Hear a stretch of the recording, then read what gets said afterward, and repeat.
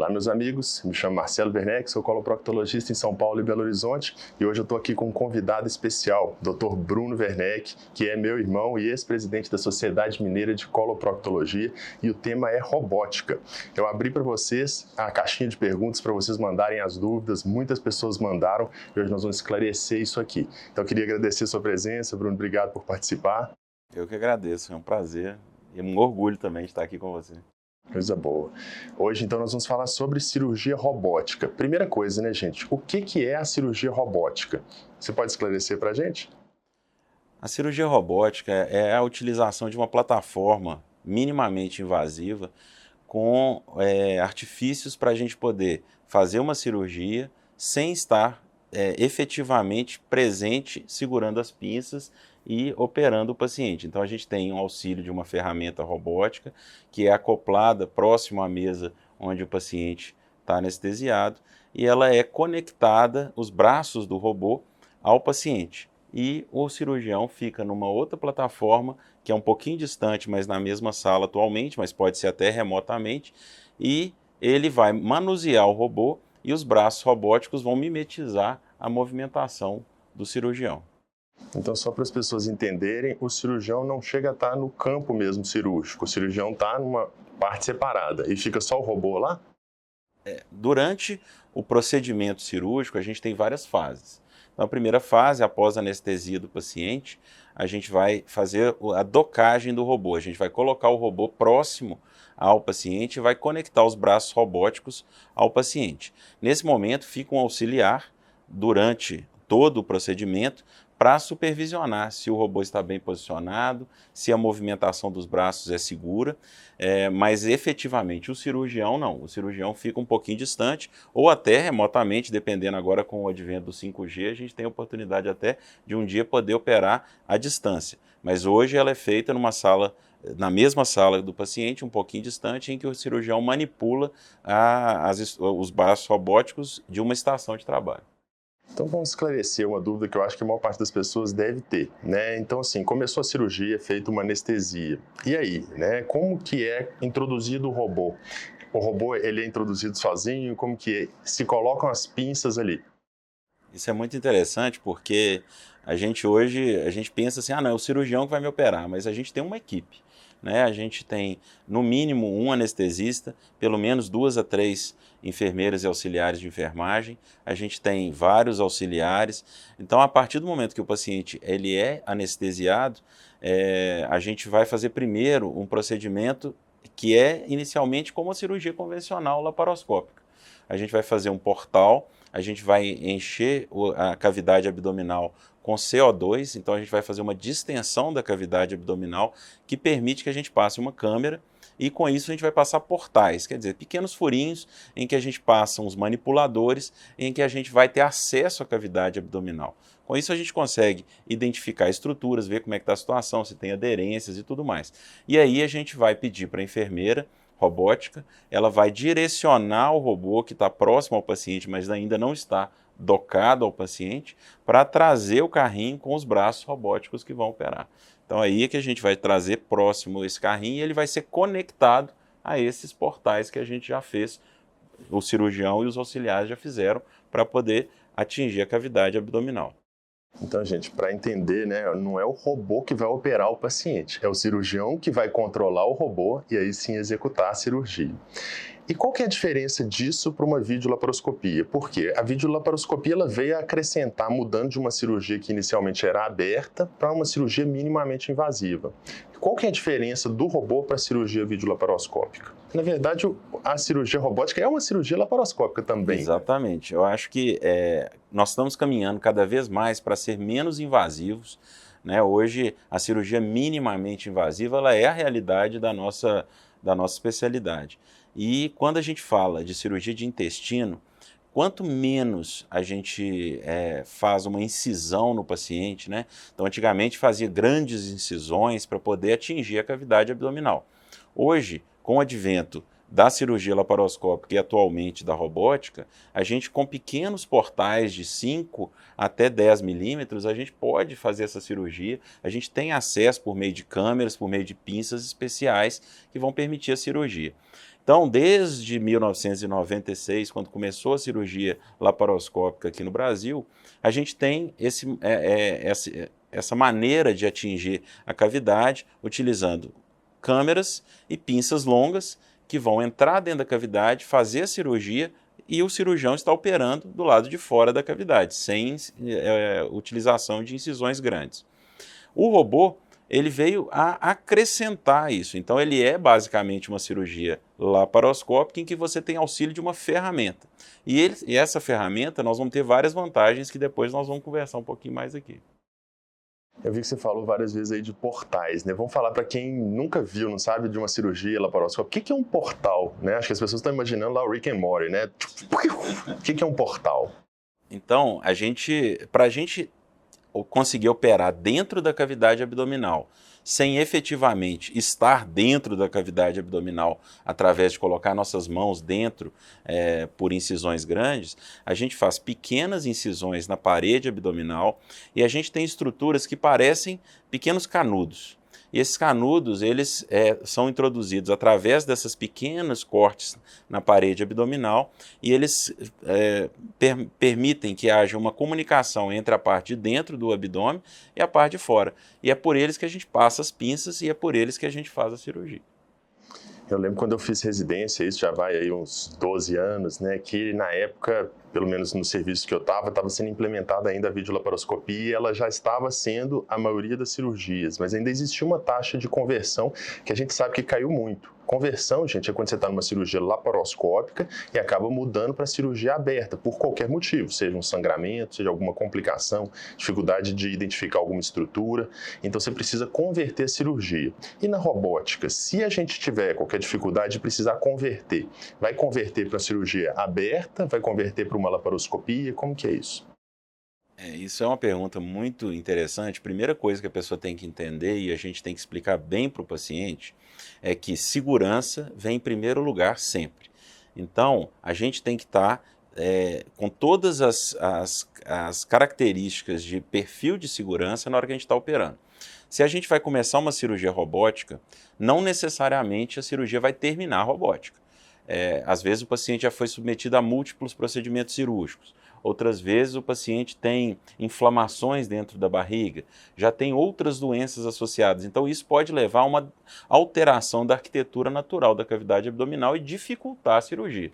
Então, às vezes a gente tem que dar um passo atrás. Se a gente está na robótica, a gente está no método mais avançado, mas a robótica a gente perde pequenos detalhes. Por exemplo, o tato. Então, quando a gente precisa de uma melhor identificação de estruturas, quando a gente está com uma dificuldade técnica que impede a cirurgia robótica de ser feita com segurança, a gente vai convertê-la. A conversão ela pode voltar à cirurgia laparoscópica, porque a cirurgia laparoscópica ela é intermediária, a gente não tem o acesso completo à cavidade abdominal, mas a gente tem um pouco de tato, a gente tem um perfil de mobilidade um pouco maior do que o robô ainda. E se mesmo com a laparoscopia ainda não está seguro, as identificações, o procedimento cirúrgico não está indo da maneira que a gente planejou, a gente vai converter para a cirurgia aberta. Então, na verdade, tudo pode acontecer.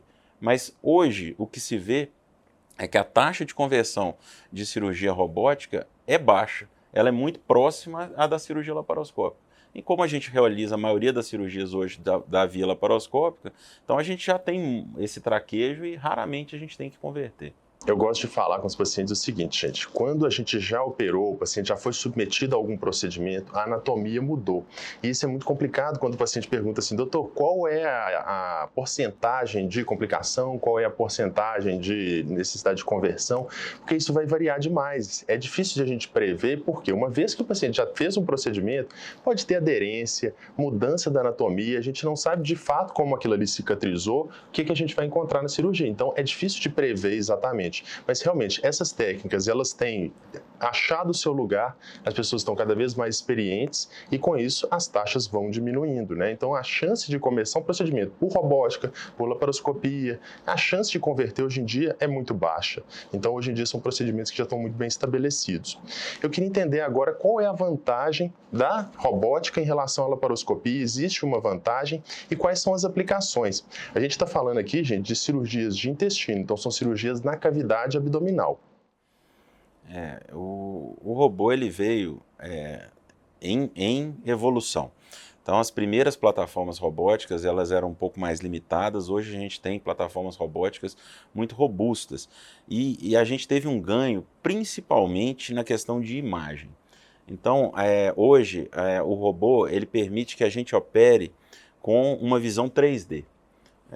Eu achei muito interessante que eu estava discutindo com outro colega que opera cirurgia robótica, que operar cirurgia laparoscópica, você está operando de frente para uma tela, como você vê a televisão da sua casa. Então é como você tivesse a dificuldade de identificação da profundidade das estruturas. Então isso, o robô, ele permite que com essa visão 3D, você consiga ver o que está na frente de outra estrutura. Então, isso permite que você atinja melhor o seu objetivo de fazer uma dissecção mais anatômica. Então, com isso, você minimiza o dano tecidual às outras estruturas que a gente tem dentro da cavidade, a gente melhora a segurança do procedimento. Além disso, o braço robótico ele é muito mais estável do que o braço humano. Então, o robô ele filtra as movimentações do cirurgião de maneira que os mínimos tremores naturais a qualquer ser humano, eles são estabilizados. E isso é muito legal, porque com isso o movimento ele fica muito mais suave, a gente tem um controle muito maior, o próprio robô permite que você defina a delicadeza que você vai trabalhar dentro da cavidade. Então, às vezes, um movimento que no ser humano é grande, lá no robô ele minimiza esse movimento para bem menos, até 3 vezes menos, e com isso a gente consegue fazer pequenas dissecções com muito mais delicadeza. E outra coisa interessante é que o braço robótico, a pinça robótica, ela é diferente da pinça laparoscópica. Então a pinça laparoscópica é um instrumental reto que vai trabalhar em triangulação dentro da cavidade abdominal, enquanto que a pinça robótica ela tem a mesma movimentação da sua mão. Então ela gira em torno de 540 graus. Então, quando a gente vai dar um ponto, quando a gente vai fazer uma apreensão de uma estrutura e uma exposição dessa estrutura, eu consigo, com muito mais eficiência, fazer próximo àquilo que a gente faria do lado de fora. Então, isso traz para a gente um acréscimo muito grande. E, por fim, até o posicionamento do próprio cirurgião. Então, o cirurgião ele tem a capacidade de sentar-se de uma maneira muito mais ergonômica e trabalhar de uma maneira muito mais ergonômica do que na cirurgia laparoscópica. Isso diminui cansaço, isso diminui até lesões relacionadas ao próprio repetição de movimentos do cirurgião e, com isso, aumenta também o tempo de vida útil do próprio profissional. Interessante, gente, para vocês entenderem essa questão da visão tridimensional, faz o seguinte, tampa um olho. Quando você tampa, o que seu organismo vai fazer para entender que uma coisa está perto ou longe? Vai ser só o tamanho daquela coisa, porque a gente está tendo uma visão única. A gente tem uma visão diferente de um olho para o outro, e isso permite a gente identificar a distância. Então, além do tamanho da estrutura, a gente tem também essa diferença de um olho para o outro. E o robô permite isso. Ele tem uma imagem que vai ser transmitida para o olho direito e para o olho esquerdo. Então, a gente vai ter essa noção de profundidade através disso, que é diferente da laparoscopia, que é uma câmera só, que a gente vai ver numa tela de televisão. Então, por isso que ele está falando essa questão da noção de profundidade vai ser melhor na cirurgia robótica. Tá, então, e agora? Vamos ver quais são as indicações do uso do robô. A gente sabe que nas cirurgias urológicas o robô se estabeleceu mais rapidamente, é um campo mais restrito. Quando a gente começa a trabalhar com o intestino ocupa uma parte grande da cavidade abdominal. Quem acompanha aqui os vídeos do canal já sabe que o intestino passa pelo lado direito, vai para o lado esquerdo, desce, vai para a pelve.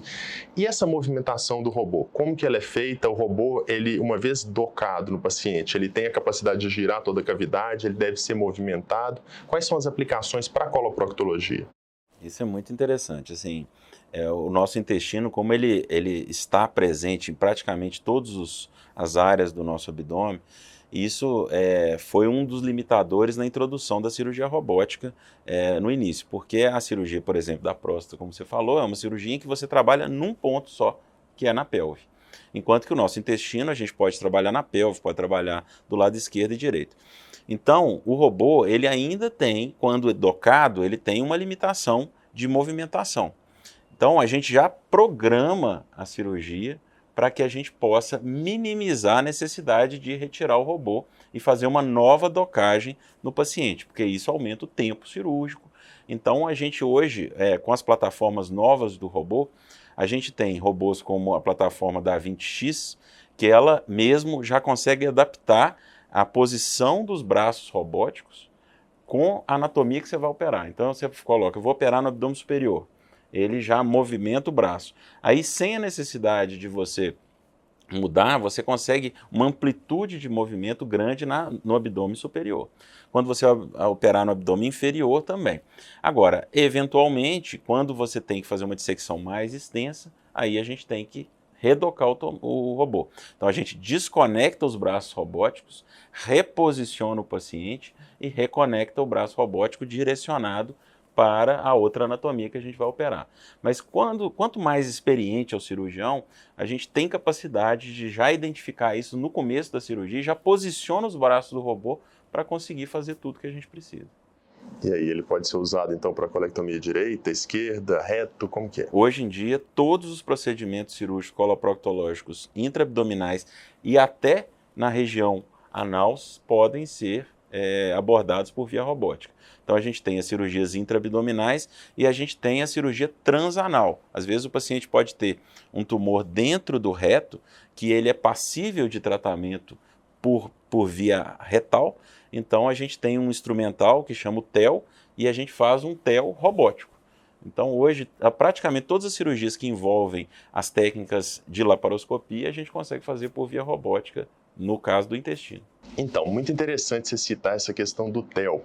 O TEL, eu lembro de um congresso que eu fui que o palestrante falou assim que o TEL é a técnica mais difícil para o cirurgião dominar. Imagina o seguinte, gente, a gente vai entrar com algumas pinças ali através de um portal ali pela região do ânus para operar. Só que a gente tem que retirar alguma lesão ali na região do reto e dar pontos com pinças longas passando por um lugar muito estreito. Então é muito difícil você manipular. Então o robô, eu acredito que acrescenta muito nessa situação, né? O TEL, gente, é uma sigla em inglês para cirurgia endoscópica transanal. Então, é interessante isso mesmo, porque o espaço é muito restrito. O aparelho ele tem em torno de 5 centímetros de diâmetro. E ali vão passar câmeras, pinças, igual o Dr. Marcelo falou, a gente tem uma limitação de movimentação. Então, antigamente, as pinças, a gente perdia a triangulação que a gente tem na laparoscopia de conseguir operar com maior tranquilidade. E o robô, como ele tem essa movimentação dos braços robóticos, isso permite que a gente faça dissecções e fechamentos de pontos com muito mais facilidade. Então, esse é um advento assim, que eu acho que vai modificar muito quando a gente vai fazer essas cirurgias avançadas por via anorretal. Agora, uma coisa que perguntaram assim com muita frequência, né? Qual que é a disponibilidade disso? Porque a gente sabe que o robô ele vai ter um custo, né? E isso dificultou que ele se difundisse. A gente sabe que nos Estados Unidos são inúmeros os robôs, em São Paulo são vários, em Belo Horizonte também tem vários. Mas e aí, como que está a implementação dessa tecnologia? O custo para o paciente e até para o hospital, ele ainda é muito alto. Então, não são todos os hospitais que têm as plataformas robóticas para operar. Em Belo Horizonte, que é onde eu trabalho, a gente tem, graças a Deus, pelo menos 5 serviços com robôs atuantes, mas ainda fica um custo muito alto para o paciente. As operadoras de saúde e o SUS ainda não incluem a plataforma robótica como opção cirúrgica, então o paciente geralmente ele arca com parte do custo para o paciente, do procedimento. Além disso, a gente tem uma quantidade de robôs relativamente pequena para o número de cirurgias que a gente quer. Então, às vezes o paciente fala comigo, não, doutor Bruno, você marcou uma cirurgia 16 horas, e às vezes é o horário que a gente tem disponibilidade da sala robótica. Então, assim, isso ainda está limitado. Mas eu acredito que com o advento das novas plataformas de robô que estão chegando, de outras marcas, isso vai diminuir o custo, então vai beneficiar tanto o paciente quanto a disponibilidade também. Então, acho que vai ser bom para todo mundo. E qualquer cirurgião pode fazer? Existe um curso, uma especialização, ou qualquer um já está habilitado a usar essa tecnologia? Até muito pouco tempo atrás, até 2021, o caminho do cirurgião robótico ele era difícil. Então, como só havia uma plataforma, uma marca de robô, a gente tinha que passar por um treinamento pela própria empresa do robô, e fazer uma série de qualificações para poder fazer a cirurgia robótica. Hoje, esse monopólio da indústria está mudando, então já tem cursos de capacitação de cirurgiões robóticos. Então, em Belo Horizonte tem, em São Paulo tem, no Rio de Janeiro tem, e essa capacitação, ela praticamente treina para entender as plataformas e se capacitar como cirurgião. Mas tem todo o trajeto do cirurgião também. Então ele tem que se formar em medicina, se transformar em cirurgião, no meu caso, coloproctologista, estar preparado para fazer as cirurgias para depois se preparar. Então é um caminho longo. Mas o bom do robô é que ele é muito intuitivo, então o aprendizado no robô é muito rápido. Então a gente vê cirurgiões que com poucas cirurgias, na literatura, já conseguem o mesmo resultado que antigamente a pessoa demorava 50, 60 cirurgias laparoscópicas para conseguir. Isso é muito interessante. A curva de aprendizado, né, que a gente chama, a gente foi vendo isso com a implementação da vídeo mesmo, né, porque a videolaparoscopia convencional, ela é muito menos intuitiva, né, então assim, para a pessoa aprender, inclusive existia uma técnica chamada de hand assisted, né, que tinha um portal, que era um portal maior, para a pessoa introduzir a mão ali para ajudar na videolaparoscopia, né, e você vê que o robô, ele já tem uma curva menor exatamente por ser tão intuitivo. Agora, uma questão que eu acho que é importante a gente falar, né, e o tempo cirúrgico, né? A gente sabe então que tem toda essa questão da docagem do robô. Eu lembro quando começou também a videolaparoscopia, que as cirurgias demoravam mais. Hoje em dia é capaz de a laparoscopia ser até mais rápida que a cirurgia aberta, porque a gente não tem tempo de abertura de cavidade, fechamento da cavidade, e a técnica melhorou, né? E na robótica, né, que é uma técnica que é mais recente, né, e acaba aumentando o tempo cirúrgico. Uma coisa que a gente fala é que a anestesia não é vitamina, né, gente? Então, claro que a gente vai querer menos tempo cirúrgico. Então, assim, qual que é o impacto disso? O tempo é maior, tem um impacto, a recuperação do paciente, na sua visão, ela é melhor? Como que é? Eu acho que aí é o fator fundamental para a gente conversar, né? Primeiro, os benefícios para o paciente, que eu acho que é o nosso foco, né? O nosso objetivo final é sempre o melhor tratamento do paciente. E a gente começa pelo tempo cirúrgico, né? Quando eu comecei na laparoscopia, eu vi as primeiras cirurgias de intestino sendo realizadas aqui em Belo Horizonte. Era cirurgia que demorava 13 horas, uma cirurgia que hoje a gente faz em 3, 4 horas. Então, as cirurgias, o aprendizado do cirurgião, ele denota uma perda de tempo que depois isso vai se minimizando com a padronização dos procedimentos. E a robótica, isso tem sido uma coisa bastante rápida. Então, os primeiros trabalhos de cirurgia robótica mostravam 2, 3 horas a mais de procedimento por conta da cirurgia robótica. E hoje não. A gente tem visto em torno de 1 hora a mais de anestesia para que todo o procedimento seja realizado. Geralmente a docagem do robô ela não é muito demorada, em torno de 20 minutos, mas a preparação do paciente ela tem que ser muito cuidadosa.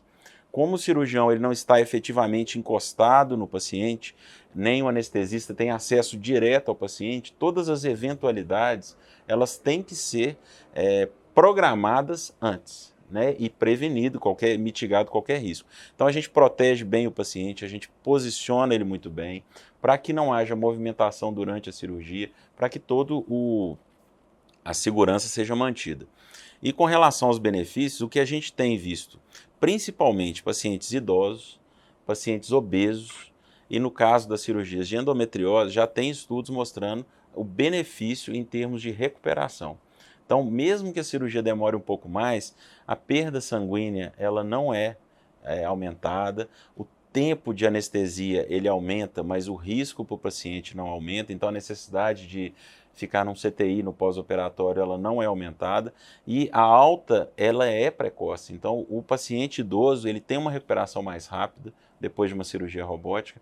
A visão no paciente obeso, que a cirurgia do paciente obeso ela é mais difícil, ela tecnicamente, a gente tem umas estruturas mais delicadas, então com isso o risco de lesão por pinças é um pouco maior. Na cirurgia robótica que você tem uma visão melhor, a gente ganha com isso também.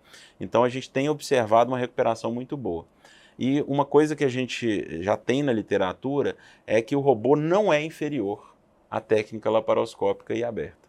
Então, em medicina, a gente muitas vezes não tem a capacidade de falar se uma técnica é melhor que outra, porque o resultado é muito variável. A gente tem questões do paciente, questões do próprio procedimento, do lugar onde ele opera, e a cirurgia robótica ela tem se mostrado, quando comparada com outros procedimentos que a gente faz por outros tipos de vias, que ela é equivalente. Então, ela chegou há muito pouco tempo e ela já conseguiu se mostrar não inferior às outras técnicas que existiam antes.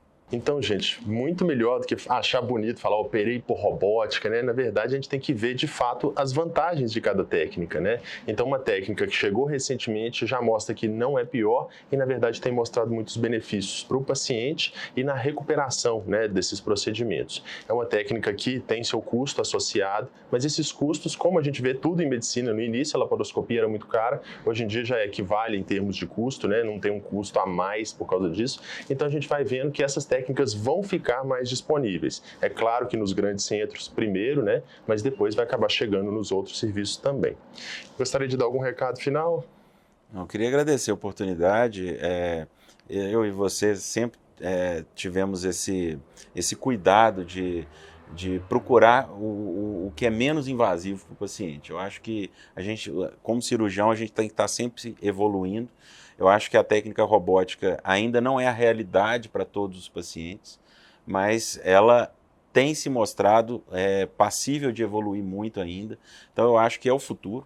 Eu acho que nós vamos chegar cada vez mais lá e para que a gente consiga cada vez mais também dar uma assistência de melhor qualidade a todo mundo.